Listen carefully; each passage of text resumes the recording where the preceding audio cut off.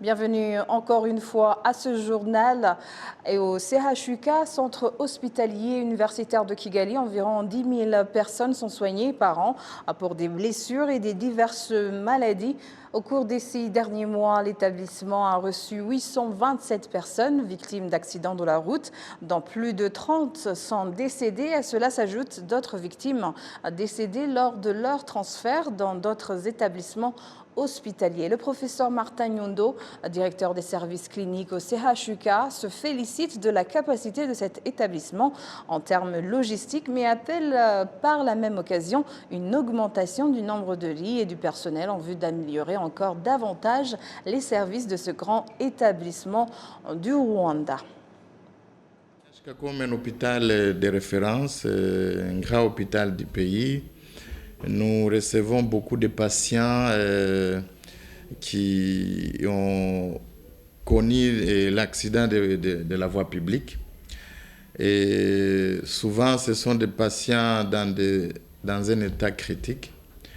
Mais comme un hôpital universitaire, nous avons un département des urgences qui est bien organisé et donc capable de recevoir tous les patients et les stabiliser jusqu'à les donner les soins appropriés. Et néanmoins, nous avons un problème de capacité parce que, étant dans la ville de Kigali avec toute la population, nous recevons tous les malades qui font des accidents en ville, mais aussi en dehors de la ville. Et des fois, nous sommes débordés et on ne peut pas recevoir tous les patients et on est obligé de les transférer soit à Faisal ou à Rwanda Military Hospital, mais aussi ils ont les mêmes problèmes.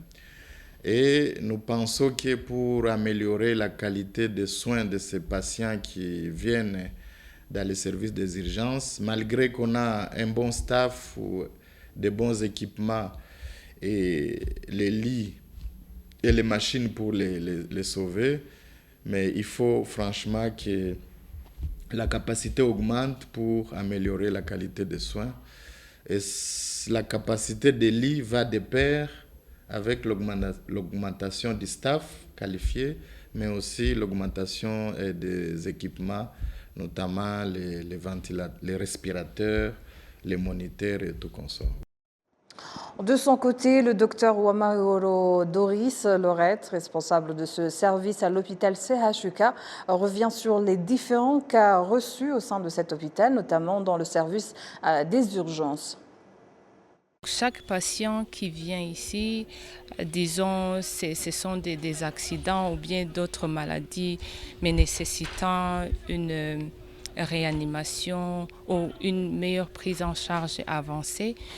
Chaque patient, on le reçoit, nous avons une réception et puis un triage. Donc chaque patient, on lui prend des signes vitaux et puis on fait une orientation selon la gravité de la maladie. Alors, on a 4 salles. Chaque salle, il y a un médecin qui est assigné là-bas et puis il y a 2 spécialistes chaque jour. Et bien sûr, des infirmiers qui s'occupent de ces patients. Voilà. Alors, en ce qui concerne les traumas suite au trafic routier, nous avons les chiffres de ces derniers 6 mois. Là où nous avons accueilli 827 patients avec des traumas différents, mais les traumas qui sont vraiment les plus graves sont des traumas crâniens, et puis les traumas thoraciques, traumas abdominaux, et puis les fractures des membres. Parmi ces traumas suite aux accidents, nous avons reçu, au cours des 6 mois, nous avons reçu 827 patients, dont 4,5% sont décédés. Alors, le nombre de décès, c'est ici au département. Les autres départements ne sont pas inclus. En parlant d'autres traumas, ça veut dire des murs qui sont tombés sur des patients, des agressions physiques ou des brûlures. nous avons recensé 1027 patients, dont 2,5% sont décédés. Alors le taux de mortalité est encore un problème, mais on y travaille au jour le jour. Toujours à Kigali, à l'hôpital de Kibagabaga, 40% des personnes admises aux urgences sont des victimes d'accidents de la route. Selon les Nations Unies, les accidents de la route sont la première cause des décès chez les personnes âgées de 5 à 29 ans. Le Rwanda et la Belgique ont entamé une coopération dans le traitement de maladies telles que la tuberculose, les maladies transmissibles négligées et le paludisme qui se fera par intermédiaire de l'Institut de médecine tropicale des deux pays. Patrick Nilidandi nous donne plus de détails. Le Rwanda et l'Institut de médecine tropicale ont un programme quinquennal, c'est-à-dire de 5 ans, de 2022 à 2026, où le Rwanda travaillera avec la Belgique à la recherche de solutions au traitement des maladies, la distribution des installations médicales et le traitement des personnes utilisant des antibiotiques. Comme l'a mentionné le directeur général du Centre biomédical du Rwanda, professeur Mambo Muvunyi Claude, ce partenariat vise à renforcer les capacités des institutions médicales au Rwanda afin qu'ils puissent maintenir une meilleure santé publique. En tant qu'RBC, Centre biomédical du Rwanda, nous allons travailler avec nos partenaires belges pour bâtir une capacité de recherche du pays, mais aussi comment mieux soigner nos populations tout en établissant des lignes directrices dans le domaine de la santé. Cette collaboration va nous aider à renforcer les capacités dans le domaine de la recherche et des praticiens dans le domaine de la médecine. Le directeur de l'Institut tropical de médecine, Lynn Rigout, salue le progrès réalisé par le Rwanda dans le domaine de traitement de la tuberculose. Rwanda is doing very well actually in fighting tuberculosis. If you compare Le Rwanda est en bonne position dans la lutte contre la tuberculose par rapport aux pays voisins. Le nombre de nouveaux cas de tuberculose constatés chaque année au Rwanda est en constante diminution. Et cela est dû aux efforts déployés pour surveiller la maladie qui reste fort préoccupante en raison de sa nature hautement contagieuse, nécessitant donc un traitement avec de nouveaux médicaments par rapport à ceux existants. And there is also the issue of drug-resistant tuberculosis, which means that you cannot be treated with a standard regimen, but you need additional new drugs. Certaines des activités de ce partenariat comprennent l'augmentation de la capacité des laboratoires à diagnostic de tuberculose au Rwanda.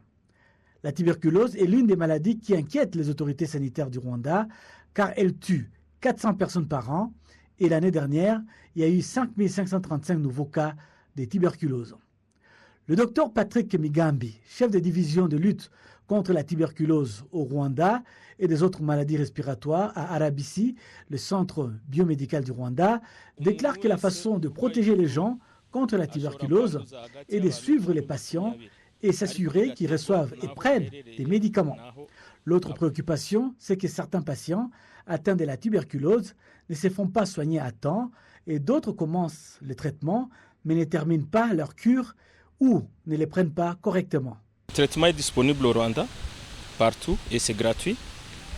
Mais le grand problème que nous avons, ce sont des gens qui viennent se faire soigner tardivement ou ceux qui commencent le traitement et ne finissent pas. Donc on les considère comme des perdus de vie. Et c'est ces gens-là qui nous posent problème parce que ce sont eux qui continuent à contaminer les gens dans la communauté et cela ne permettra pas que nos chiffres diminuent. Donc l'une des causes, on a à peu près 7% de mortalité. Sur 7% de la mortalité, on a fait l'analyse en étudiant les dossiers de ces patients, on a trouvé 2 ou 3 facteurs clés. On a trouvé la majorité des patients viennent se faire soigner tardivement. Deuxièmement, on a trouvé aussi que beaucoup ont une malnutrition sévère, ce qui nécessite non seulement les médicaments de la tuberculose, mais aussi un appui nutritionnel qui n'est pas optimal.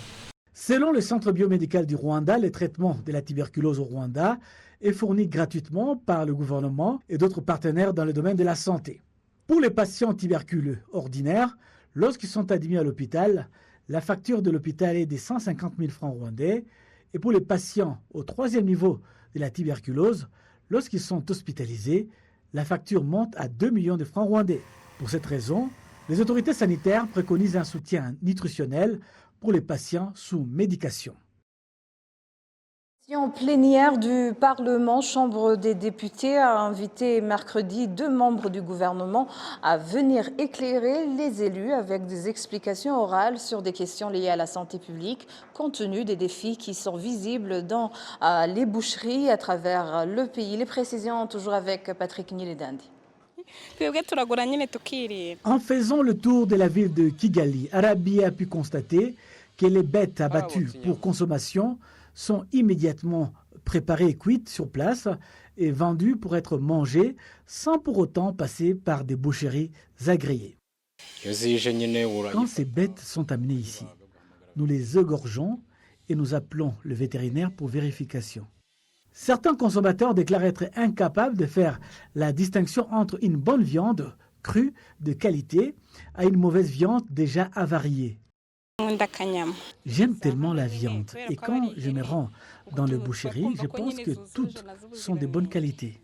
Les inquiétudes concernant les normes de la viande ont incité la session plénière de la Chambre des députés du Parlement rwandais à convoquer le ministre du Commerce et de l'Industrie ainsi que son collègue de l'administration locale à donner des explications orales sur cette question. La commission en charge des terres, de l'agriculture, de l'élevage et de l'environnement au sein du Parlement s'est penchée sur cette question et sa présidente, Marie-Claire Kayumba, déclare que la quasi-totalité des plus de 20 boucheries que cette commission a pu visiter ne respectent pas les normes standards. Le rapport démontre que sur les 25 boucheries inspectées, aucune n'avait atteint les normes recommandées, notamment en termes de local approprié, de matériel utilisé, d'employés qualifiés et autres. Il a été constaté que 36 boucheries sur 47 n'avaient pas de documents prouvant que les viandes sont de bonne qualité. Il a également été constaté que 15 transporteurs de viande sur 28 inspectés ne sont pas autorisés et habilités à assurer le transport de la viande en raison de la qualité des véhicules notamment. Et puis, il y a la saleté dans les boucheries. D'autres problèmes relevés dans ce rapport de la Commission des terres, de l'agriculture, de l'élevage et de l'environnement au sein du Parlement ont fait référence au rapport de l'auditeur général des finances de l'État qui a signalé que certaines boucheries fonctionnaient sans papier ou encore sont placées dans des maisons d'habitation, mais aussi certaines boucheries qui ne disposent pas de fosses pour mettre les déchets.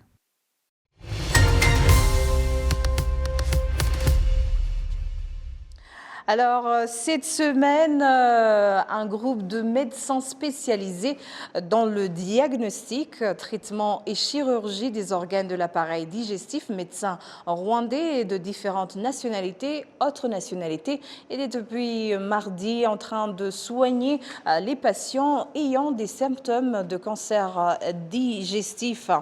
Ce matin, il y a eu une réunion de concertation pluridisciplinaire de cancérologie pour discuter et interpréter les données de patients de l'hôpital Roi Faisal. Et là maintenant, je suis avec ma collègue Amandine Ndikomasavo pour nous parler de la particularité de ce mois, car c'est un programme mensuel depuis cela 3 ans. Bonjour Amandine. Bonjour Michel. Alors, qu'est-ce qu'il y a de spécial actuellement dans la mission, je dirais, de ces médecins ? Ce mois, ce qu'il y a de spécial, c'est donc, à part la prise en charge conventionnelle, médicale et chirurgicale, ces médecins ont constaté une prévalence importante de cancer digestif. Et ceci veut dire que ça survient surtout chez les jeunes qui prennent longtemps avant de se faire consulter. Alors, quelle est l'importance de cette réunion de concertation pluridisciplinaire de cancérologie? Voilà, cette réunion, il s'agit d'une réunion au cours de laquelle tous les spécialistes, anatomologistes et radiologistes, cancérologistes, radiothérapeutes, pour n'en citer que peu, qui se réunissent pour décider d'une façon consensuelle et collégiale de la meilleure prise en charge qui est la même, quel que soit le lieu de résidence, donc ici à Kigali ou bien même à Paris. Donc, ce qu'il y a d'important dans cette concertation, ça veut dire que il y a un groupe de docteurs qui font un suivi. Et ça permet d'avoir beaucoup d'opinions sur un même cas. Alors, que faut-il retenir, je dirais, de la cancérologie en général? En général, la cancérologie, plus on fait le diagnostic à temps, plus il y a une possibilité d'être guéri. Donc, il faut retenir que la précocité diagnostique influence le prognostic et la guérison. Donc, par ailleurs, une organisation rigoureuse de la prise en charge, passant de la présentation des dossiers et patients de façon systématique en RCP, va permettre d'améliorer le pronostic et de proposer un traitement proche des standards, les standards qui sont occidentaux et mondiaux. Amandine, y a-t-il un défi quelconque identifié dans le même cadre? Jusque-là, il y a juste un seul défi, le défi qui s'appelle confiance, donc la crédibilité. Donc, c'est uniquement la confiance à obtenir des malades et en leur proposant des standards de prise en charge identiques à celles en France, en Europe. Donc, le manque de confiance se traduit par le retard de consultation médicale, la mentalité des personnes qui pensent que pour se faire soigner du cancer, il faut aller à l'étranger. Et très peu de personnes comprennent que le matériel, actuellement, il y a de cela 3 ans, le matériel qui est utilisé ici au Rwanda, c'est le même matériel. Il y a par exemple un docteur qui est ici chirurgien. Ce docteur, c'est le même docteur qui effectue les opérations 3 semaines ici à Kigali et 1 semaine à Bruxelles. Le même matériel dans un établissement public ici à Kigali et en Belgique, c'est le même matériel. Mais alors, le problème qu'il y a, c'est la confiance. Les gens ne comprennent pas que ici, en Afrique, à Kigali, on peut se faire soigner. Voilà, c'est ça le défi jusque-là. Mais pour le reste est positif. Donc, il était prévu de traiter 50 cas dans ce domaine de gastro-entérologie et pathologie. Alors, je te remercie, Amandine. Je rappelle que chaque vendredi, on fera un écho qu'on appelle Écho du Rwanda. Je te remercie. C'est un plaisir. Les instances sécuritaires en district de Rusizi, au sud-ouest du Rwanda, ont arrêté 7 suspects pour cambriolage des maisons dans des secteurs de Kamembe et Yihundwe, en pleine ville de Rusizi. Les suspects ont été appréhendés en possession du matériel électronique, des postes téléviseurs, des décodeurs et autres. Les habitants de Rusizi qui ont retrouvé les objets volés se félicitent de l'efficacité des organes en charge de la sécurité. C'est le cas du citoyen congolais Mwami King Yarukamra qui apprécie une pleine collaboration entre les instances sécuritaires et la population. En fait, j'étais endormi, vers 1h30, j'ai entendu un bruit dans la maison. C'est ainsi que je me suis réveillé. Quand j'ai ouvert la porte, j'ai entendu les pieds des gens en train de courir. Et quand je suis arrivé au salon, j'ai fait le constat que la télévision était enlevée sur les murs. Et puis, j'ai vu que les fenêtres étaient déjà ouvertes et les grillages étaient déjà cassés. C'est après cela que j'ai appelé les gens de sécurité du quartier. Et c'est ainsi qu'on a commencé à faire les recherches. Ils ont appelé les collègues de la Rondo et qu'ils ont dit qu'ils viennent de voir une personne en train de courir avec une télévision flat. Et c'est ainsi qu'on nous a dit d'attendre, ils vont nous appeler. Et quelques minutes après, ils nous ont appelé qu'ils l'ont attrapé avec la télé, qu'on puisse se retrouver au niveau des Moringues pour voir si réellement c'est notre télé. C'est vraiment une joie pour moi. La télé n'a pas fait encore 2 semaines que je l'ai acheté au fait. Et Dieu merci, on a retrouvé cela. J'ai dit merci vraiment à la sécurité. Parce que sans la sécurité, les agents de la sécurité, on ne pouvait pas arriver à trouver cette télévision. C'était déjà parti. Vraiment, il dit merci beaucoup pour le gouvernement, merci pour la sécurité du quartier. C'est très différent de chez nous. Cette collaboration qu'il y a eu la nuit, ce n'est pas une chose facile chez nous. Et que tu puisses avoir un problème et directement la sécurité se donne. Et puis ensemble, puissiez prendre toute une nuit en train de chercher la chose, jusqu'à ce qu'on puisse trouver la chose. C'est une chose qui n'est pas facile chez nous au Congo. Les experts dans les relations internationales estiment que le Rwanda, tout comme les autres pays africains, peuvent s'inspirer du développement et du modèle chinois pour accélérer leur développement. Ilayena Fidance, qui préside l'association des anciens étudiants rwandais en Chine, indique que le développement de la Chine est le résultat des efforts constants de la population chinoise appuyée par la détermination des autorités. Il précise qu'en imitant cet exemple, le Rwanda et d'autres pays africains peuvent accéder au développement.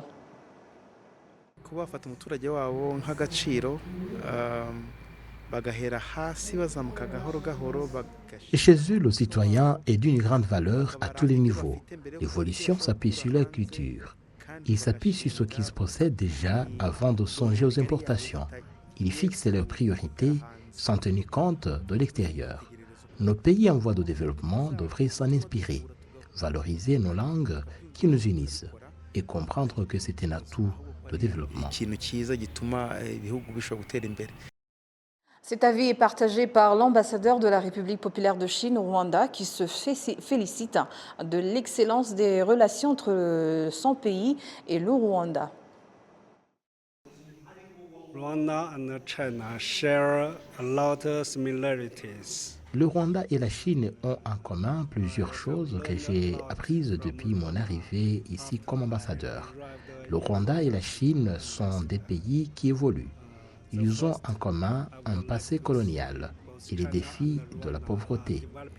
Deuxièmement, les deux pays jouissent d'une gouvernance efficace.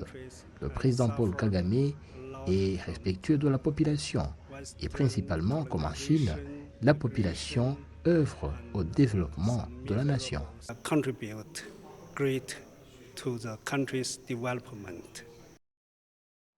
La session plénière de la Chambre des députés a voté la résolution qui consiste à convoquer le ministre des Infrastructures pour des explications verbales sur les problèmes observés dans la technologie relative à l'octroi de l'autorisation de bâtir. Des citoyens un peu partout au pays indiquent en effet avoir la peine de trouver l'autorisation de bâtir, situation qui par conséquent favorise la corruption. Kassim Youssouf.